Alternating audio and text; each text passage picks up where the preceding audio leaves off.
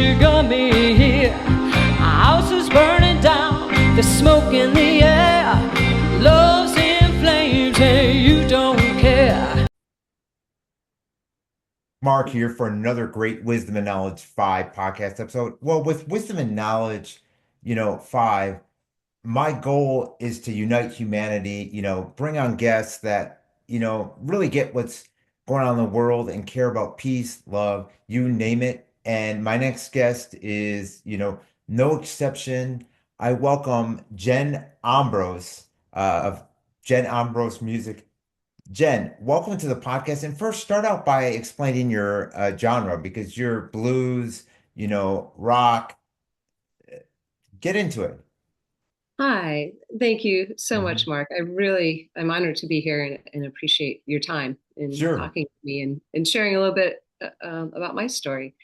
So my genre is, I call it nouveau blues Hmm. because in my soul it's blues, but the influences range from jazz to blues, rock, Americana, old country. I feel like it all feeds my how I express myself and stylistically the kind of music that I do.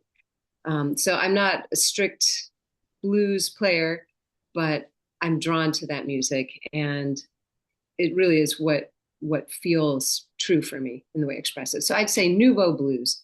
So new with a lot of the old too. Hmm. Now, who were some of your, musical influences growing up and even in today's times? Yeah, so I started singing in the church choir when I was 4, and then in thumbs up for public education, I started taking flute and oboe in grade school. And so a lot of that music was classical and sight reading and reading music. So um, I was kind of raised on, classical music as far as that goes. Um, I was a bit of a nerd, so I loved playing music, in my off time, like lunch breaks and that sort of thing. And then as I got older, I started listening to music, pop music a little bit more. But it wasn't really until I discovered Led Zeppelin that I got really Oh, excited about music, hmm. and the Police also. But Yes. Zeppelin kind of grabbed me. And Hmm. especially as I was a teenager, all that teenager angst, it grabbed me. And it wasn't until I was getting older that I realized that what I was most drawn to by that music was the legacy of that music and who they were influenced by. Hmm. So I started listening to early, American, blues and jazz and country and all of these influences. I realized that's what I was really drawn to. Zeppelin did it in this like sexy, powerful, potent way, and I sang Zeppelin for a lot of years with a cover band, a band that I was working with. But it's that older stuff that Hmm. was so raw and authentic, especially to uh, the Black experience in the U.S., but also kind of that Americana experience through country. It's just so pure in its expression and and authentic. And I was finding that that's what I was drawn to. So now, for instance, I'm influenced by Ella Fitzgerald and Billie Holiday, and um, so I'm a bit retro in my influences. So Nothing wrong with long answer that. to it. Your question, but Yeah. um, mhm, yeah, So, in today's times, what was it like for you? Because in 2020, the world completely shifted. How yeah. were you personally affected with your music? Because you weren't able to perform live. Uh, things got to a complete halt, and the Hmm. whole, world, not only the US, but the whole world completely shifted. How did Yeah. that change your direction? Well, the first thing, when everybody was locked down, Hmm. I started writing. And a lot of the material on this recent album kind of came out of that time, because I had space to write and go within again. So for me, it was, although I lost my stepdad through that time with COVID, and there was so much loss and grief, and it was frightening for people. You know, it shook our whole reality. But it was also, to me, it's like stepping back and taking a breath. So it allowed me that space to kind of go inward again and pull out music and creativity, as well as clearing Blackberry here and doing other things that I never could do because I didn't have enough time to do stuff at my place. Um, and then strangely, especially since this area now has a lot of wineries, I actually ended up with quite a bit of work through that time because of social distancing. And if I was willing to work outdoors with a heater lamp and just be isolated in my little zone, I actually had quite a bit of work as a solo artist. And I also had a band, and we were playing in some of the casinos, but with serious social distancing going on. Hmm. So it was kind of a strange juxtaposition, you know. So masks off while we were playing, and then back on. Like it's kind of scary, Hmm. and so it was an unusual time. I think it was strange for me that I actually had work, but but also I had a lot of space to create.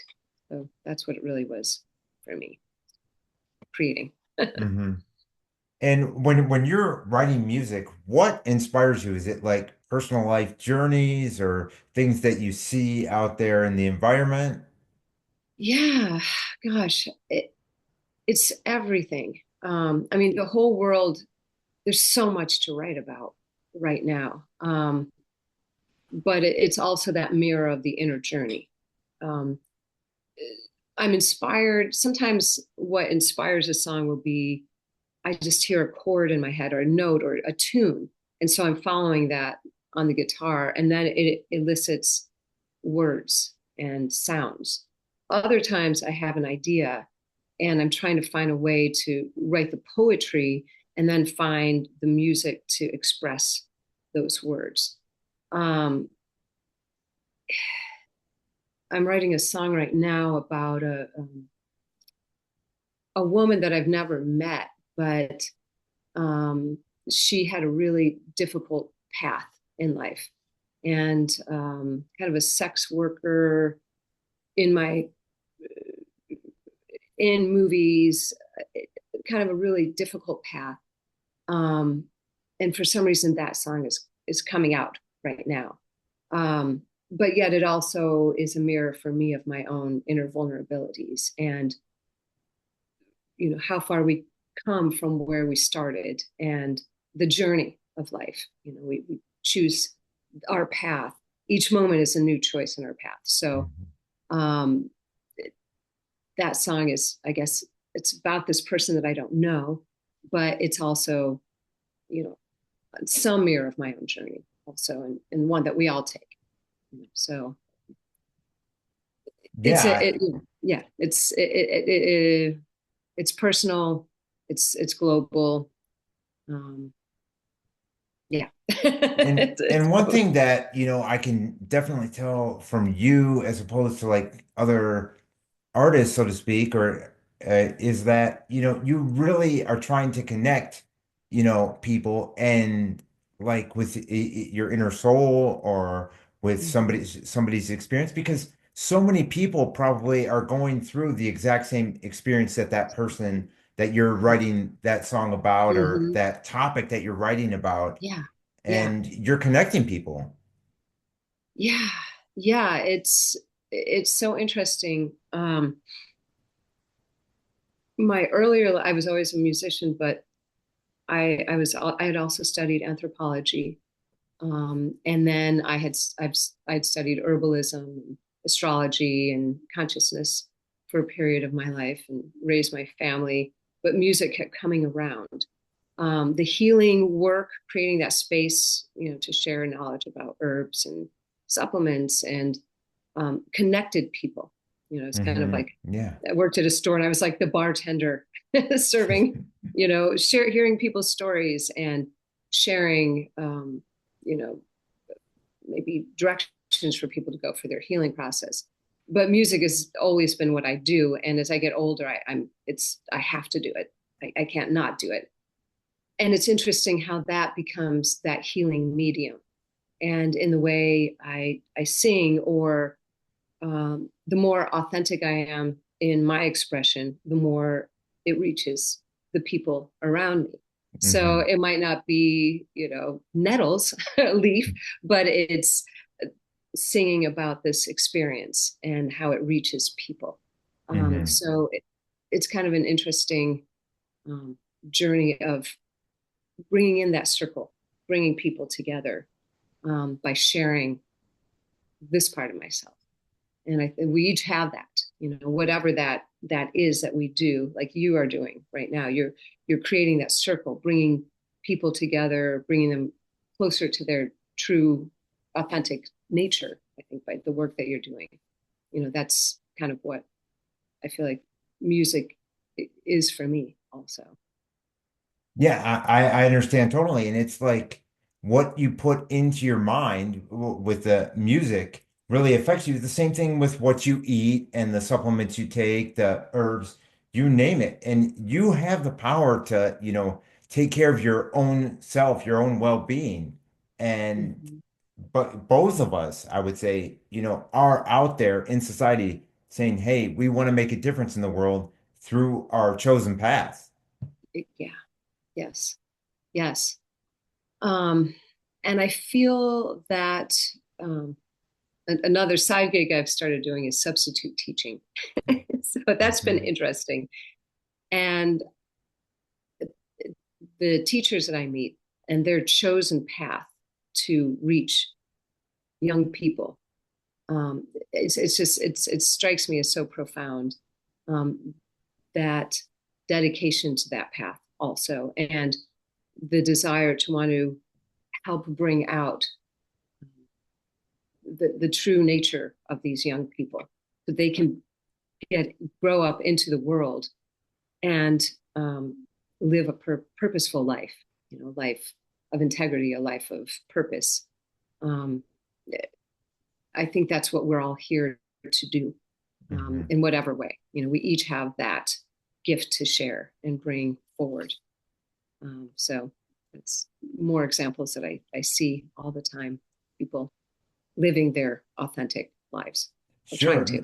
to. Now, as a substitute teacher, is there a certain class that you're te or subject that you're teaching, or is it all different ones? I've done everything now. I've only done it Mm, for a few months, because it gives me some space also to do my music so I can schedule it sure. well. Hmm. But I've worked with all ages, all special ed to high school math to kindergarten to middle school. So it's Hmm. an interesting journey just to witness people at different stages of their lives and touch people on some level. For sure. Yeah. Even, being there for the parents, is within this Yes, ever-changing world. ever-changing world. Hmm. Yes. Mm-hmm. Mm-hmm. Now, when you got into music, was it before the digital age, or were you like just getting in during the digital age? No, no, I started well before the digital age. And I, just learning my band instruments, flute and oboe, and then I took up piano, but I was always singing. And finally, as an adult, I started picking up the guitar because even though I was writing poetry, I wanted a way to express that musically. So I started learning the guitar, and which was such a good move for me, so that as an artist, that's something that I can do just as a solo artist. It gives me a lot of opportunities to perform in that regard. But it's also uh, integral to my songwriting. also. So, and it's so pre-digital. Um, I didn't really dabble in the whole digital world until I started recording, which was a No. little bit later in Hmm. life. So, I mean, my first recording was on a cassette tape. Oh, I'm dating yes. myself. Oh, I love And then cassettes. on different forms. So yeah, I'm a little bit old school that way. And what is the difference in today's times? Obviously, with things like Spotify and all these different platforms, it's not the same as like physically going into music store and buying the album. And it seems like in today's age, a lot of these artists are getting screwed because they're only getting like pennies for, I know. streaming. I know. It's true. It's true. I look at some of my stats like, well, okay, it's happening, but it's trickling. Um, it, it's it's a double-edged sword because with all of these platforms, there is a chance if you hit the metrics just right, if you just reach that critical mass at the right moment, it just helps independent artists explode. But Sure. it's it's not always easy to do that. So I was doing more. I had more footage that I was doing last year. I would like to get back into it of posting more clips and videos because it helps with the numbers and help Hmm. direct people towards Spotify and YouTube and the different social media and digital platforms. But my main form is in person. Most of what I do is live performances. So I I like that element of it, of being able to have a connection, a direct connection. But the digital platforms can be remarkable for reaching mass groups of people Yeah, especially, they can get it right away, front and right center. away. They can find out Yeah. about your music and just go to Spotify So or YouTube, yeah, you name it. yeah, yeah. It is fascinating. Hmm. So I've seen it from both perspectives. But I'm sure, just like myself, you were somebody who grew up going to the record store, buying the Yeah, albums, you name it. Yeah, I mean, you I mentioned did. cassette tapes. That's what I grew up on. Yeah, same here. Mhm. Same here. Yeah, uh, the world is different. I mean, there are still some of those stores. There's some there are Oh yeah. Ashland. I mean, Grants Pass. There are a lot of vinyl stores now, and they have CDs. I mean, people still do that, but it's more of a niche. The go-to is just downloading, streaming your music online. Hmm. So, but even with a live performance, hey, my music is on this platform, and that's where it directs people to. I Hmm. don't sell a whole lot of CDs, albums, or thumb drives. Yeah, I No, don't of do course so much of not. that. It's Yeah. not so much. Sometimes, but not much. Hmm. But Hmm. I think I will say this, in the ever-changing world where people are, clinging to this, to independent artists such as yourself, people who aren't like pushing agendas, you name it, it definitely gives artists like yourself an opportunity because people are sick of, artists going out there and whether it be political or whatever, because you're alienating one side of humanity by doing that. People don't Yeah, want to hear that. They don't want to go to a YouTube concert to pay, eons of money to hear Bono, run his mouth. And I think that's where independent artists like you have the opportunity, especially with this ever-changing world. And people are saying, hey, right. we want to care about the people. We don't want to care about, this, that, and the other. Yes. Yeah, I agree. I mean, these are potent times, and Hmm. there's a lot you can talk about. But when I'm there's such a broad spectrum of people that come out to hear me perform, Sure, but I like exactly. that. I also like that. It's like, look, we can all share space together. Yes. Hmm. We're all community here. You might think very differently, but I feel like that's a bridge. for people to come together. And I like that. I like that. And music has been one of the most powerful ways in my life to create that bridge amongst people. You know? So And yeah, that's the way it should be, can't we? It's almost like that, can't we all just get along? It really does, bring people together. People don't realize it, that music plays such a profound, impact on our society, on our world. yeah, yeah. It does. It does. I mean, interestingly, I was playing for some seniors, a memory care facility, and I chose songs that maybe they knew, and some people weren't very verbal, but my gosh, they were singing along to the music. It Hmm. was triggering those pathways. Or when the kindergartners and we're singing, it's triggering those pathways. And so, and through our lives, that, music, it, it's visceral, it's kinesthetic, Hmm. it's emotional, it's it I don't know exactly what the pathways are that music touches in us. Even if you're non-hearing, you can feel rhythm, you can feel a beat. Um, there's something primal about that. Maybe it's being in the womb. I don't know. We're surrounded by this wash of sound. I don't know what it is, but and it connects us all. I think. Hmm. I feel. Yeah. Yeah.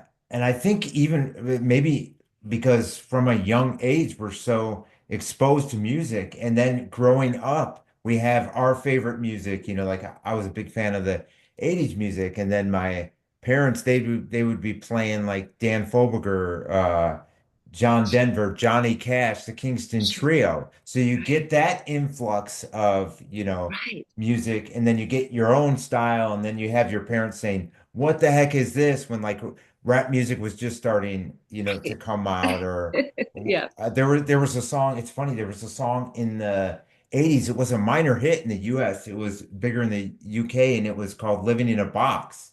And it was Mhm. only like on the charts, I think, for like 1 week in the US, and they played it on the radio. And my dad's like, what the heck is this? I'm living in a box. I'm living in a cardboard box. And he's like, what is this music, Yes, I remember that song. Yeah. Hmm.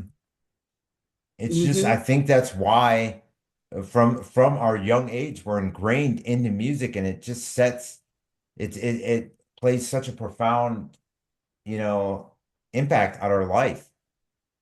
I agree. It Mhm. does. It does. Um, you know, and and it's something that we can relate to with one another, or you know, with your dad. Your dad's like you're you're learning something new. He's learning something new. Oh yeah. But Hmm. it's like a legacy that we pass, to one another, and share, and it just expands. And then I love it when kids want to learn music, or Exactly. adults, Hmm. and the oldest student I ever met, he started picking up guitar when his wife had died, and he wanted to sit in with some bluegrass bands. And when I met him, he'd been playing for a few years, and he was playing along with these bluegrass jams. He was 85. So he started in his 80s to play guitar. And it just tells me that it's timeless, it's ageless. It really is. It's like tapping into a stream, Hmm. just touching that. And in whatever way, whether you're playing the instrument or singing or embracing it, listening, it's powerful. Yeah, really powerful. And not only is it powerful, it's a, tool that can be used by anyone, whether you have talent or not. Just get out there and, Yeah. learn or sing or practice something. Go out and do it. Yeah, I agree. I agree. Hmm. And I always tell that to people, especially adults who want to learn music, but it's intimidating because as an adult, we feel like we should already know it all, right? It's like, I don't want to not be good at this. It's like, but think about when you were a kid and you would try something new, and you'd stumble and you fall and you pick yourself back up again and just keep going. It's like you're giving yourself space to not know. You're Hmm. giving yourself space to be terrible at something, and then you'll get better.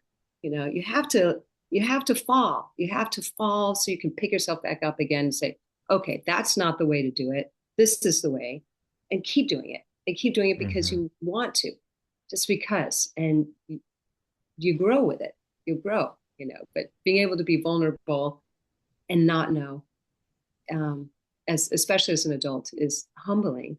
But there's even more growth that you can do. It's a metaphor for all of life, really. I feel.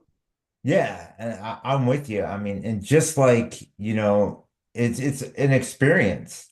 You look Yeah. at life is, and that's Mhm. one way to look at it. Look at life as an experience. Things don't go your way. You can say, hey, that was an experience. That's not what I want to have happen again. So how do I correct that to get to where I want to get? Mhm. Exactly. Yeah. Hmm. Yeah. I mean, for me, I started learning guitar when I was 21. And the first year it was so hard. I didn't even, uh, it just hurt my fingers so much. I had played piano or flute, and I even gave my guitar to my friend Donna for the winter. It's like, just keep it. It's too much for me to deal with. You broke your guitar, just use this. And then I start back up again. Um, but I wanted it. I really wanted to know how to do it. So, okay, I'm going to do it. Let's keep trying, slow process. But, now I'm able to make so much of my living off of doing this. So Hmm. it kind of worked out. Yeah, Kind of worked out. for sure. And where do you see the future of music going? Another obstacle that we have is Mhm. with all this AI nonsense, and then you have, music out there that's AI, and it's like, no, we want the real thing, I you know. know? I mean, I've witnessed how you plug in a few words, a song idea, and AI will do it. It'll be amazing. Hmm. Sure, why not? Why not? But it kind of brings it back within again. It's like, well, I'm going to write a song because it's in me to write that song. Hmm. Maybe AI would make it better, but I have it in me to write it in my own way, in my own experience, my own style. And I think also with live performances, people also need that experience, that visceral, that being touched by the moment experience. Hmm. Um, so I feel like it's going to be some parallel, like it streams on a parallel path a little bit, because there's AI is part of our world now, Hmm. but the creative spirit is intrinsic to who we are as human beings. And if it's in you to do it, you're going to do it, Hmm. whatever it is. And so I don't know what that'll mean moving forward in this, uncertain world, but Hmm. I feel like if it's in you to do something, you will do it anyways. And And mhm. And I think people need to get out there and still, stand for the in-person thing and stand against everything being AI, like the powers that be want it because, so and even like the musicians of yesterday, the Johnny Cash's, the yeah, Beach Boys, John Lennon, they would not like this AI at all. no, no, Hmm. no, they wouldn't, because it kind of robs your soul a little bit, Yes, right? exactly. Hmm. Um, I mean, and there are a lot of people who put their heart and soul into creating AI, but Hmm. I think there are more of us that just are being human, and Hmm. the human being, the human condition naturally needs to have free expression to feel fulfilled. Yeah. Mhm. Hmm. And the So human mind and the human spirit, they want to experience this. They want something that's real. They don't want this artificial. At least a lot of people, I should say, I agree. don't. I agree. I agree. Hmm. Yeah. Yeah. You know, as you were asking about my process of songwriting, it's like it's going into the unknown, where you're diving into something and you don't really know exactly where that path is taking you. And you Hmm. don't know until maybe at the end, like, wow, I didn't even know I was going here. People who are writing will have experience or whatever. Maybe you're baking a cake. You don't know exactly how it's going to come out on the other side. But we need that experience, that going into the cave Hmm. and coming back out and reemerging again, new, something new.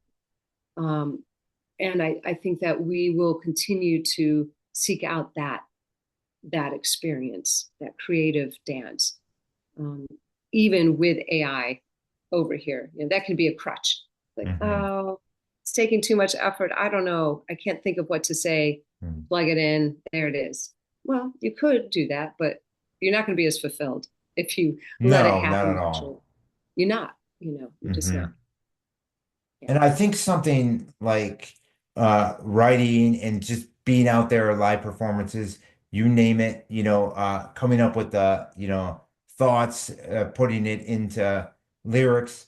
I think that when you say it, that brings out whether it be the youth in you or just like rejuvenates your mind, rejuvenates your soul, rejuvenates your whole life.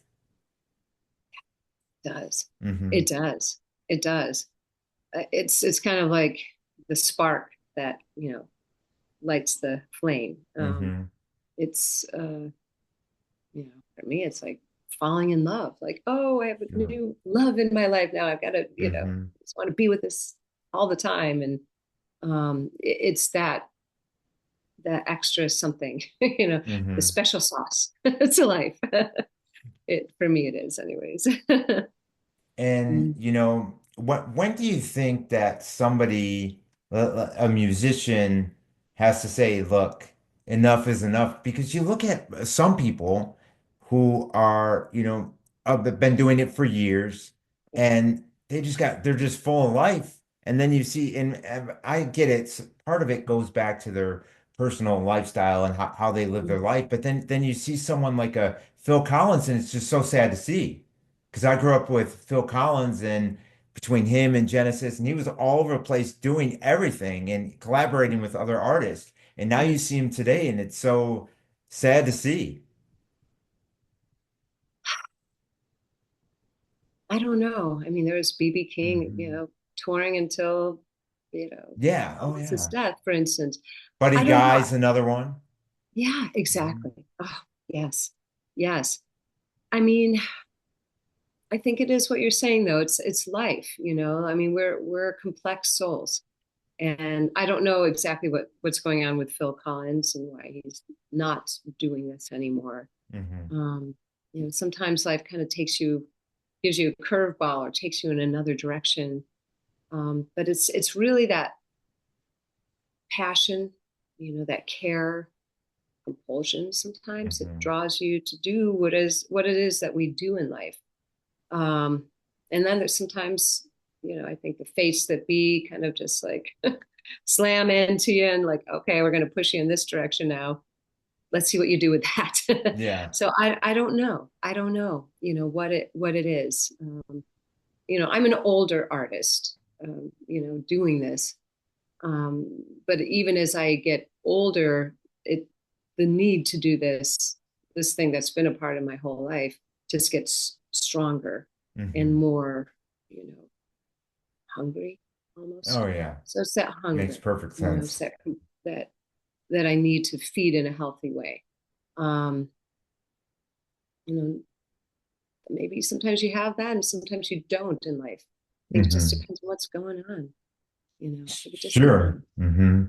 Yeah. Well, I know with Phil, it's because of his health. He and that's on him for not taking Yeah. care of his health. But then you got other ones like I'm sure you've heard of him, Lee Sklar. He was the guitarist that, worked with just about everyone. He worked with primarily with Phil Collins and with James Taylor, started with James Taylor. The Wow. guy with the beard. You'd Yeah. recognize him if you saw him, Yes. glasses.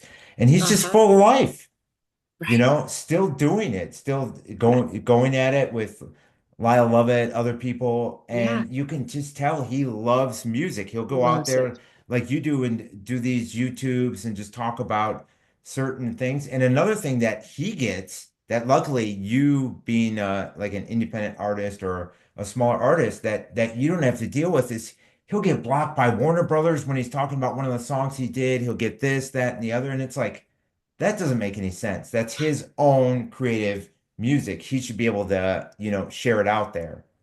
Hmm. Hmm. Yeah, yeah. Then you're dealing with the kind of All corporate kinds of different. backlash Hmm. to he's walking that line. Yeah. Hmm. Yeah, that's yeah. As an independent artist, I don't deal with that too much, uh, for sure. Hmm. Yeah, yeah. A little more fluidity that way. Yeah. If someone wants to, check out your latest music, what would be the best, place Mhm. to go and check it out on? Yeah, I my website is a good go-to because I also have links to my other social media and digital platforms. But um, jenambrose.org would be my website. But I'm also on Spotify and Jen Ambrose Music. I think with YouTube, some of my videos are on there. Um, Instagram, I've got quite a bit on my Instagram account. Um, but yeah, and then Apple Music, the digital platforms, Amazon Hmm. Music. You'll find the gamut of my different discographies and such. So yeah, you can see that. And I'm going to be starting to post live performances again. So Oh, very nice. yeah, No, yeah. that's So good. that I still have some more uh, official videos to put out as well. And obviously, you like all of your music. Do you have a few songs that are like really touch your heart as being some of your favorites? Yeah, gosh. Right now I'm enjoying from the recent album, Plenty of Nothing to Do. A song that I'm enjoying playing is called Familiar. And I've kind of acoustified that because I'm playing that solo so much. And that was one of the first songs that came out during COVID. And so I'm just enjoying that song right now because it reminds me of how precious our connections are to one another. And, sometimes if you haven't seen somebody for a long time, you just wonder, who are you going to be with one another? So it's a song about connection. Hmm. Um, Gosh, that's one of my favorite ones right now. An old one is called Remembering, and that's off of my Remembering CD. And that one is uh, really kind of an honoring of of our ancestors, so ancestral knowledge and the human experience. So that's a favorite one of mine. Um, Gosh, each album has something special, but and then I'm writing new stuff, so Hmm. that's in the works. So yeah, I've got new material that I'm starting to record now. Well, we're looking forward to, hearing more of it and hopefully, you'll be able to perform in my neck of the woods sometime soon because I would love that. Well, if you know of any places, let me know and I'll reach out. oh yeah, Thank you. definitely. I've checked out your music. It's, really one of the top, you really make a difference. You're extremely talented, and the world needs to see more of yourself and artists like you, Jen. I appreciate that, Mike. Hmm. That's really kind of you to say. And back to you also. I love what you're doing with your podcast. And I'm so happy that I have this opportunity to meet you and also to just follow you now and see some of the, amazing people that you elevate through the Yeah. work that you're doing. And the world needs you in doing what you're doing. And I Exactly. appreciate And you. it's just like opportunities bringing people together. And that's what we need is It people is. uniting together for the same cause. It's like even when you mention the supplements and the herbs, that's what I'm big into is the natural health aspect of things and Mhm. wellness. And so that's why it's so great to connect with, artists who are like you, individuals that are like you, that are get what's going on in the world and that, care about humanity. Yes. Hmm. Yes. Yeah. I share that. Yeah. Hmm. Mm. Well, I really appreciate you, coming on as a guest, Jen, and best of luck in the future with your life and your music career. And everyone, please go and check out Jen's music. Support her in any way that you can. If you're in Oregon, go out and check out one of her shows, and hopefully she'll be in your neck of the woods soon. Oh, thank you so much, Mark. I appreciate your time. I Yeah, really this do. is this has been a pleasure and much love.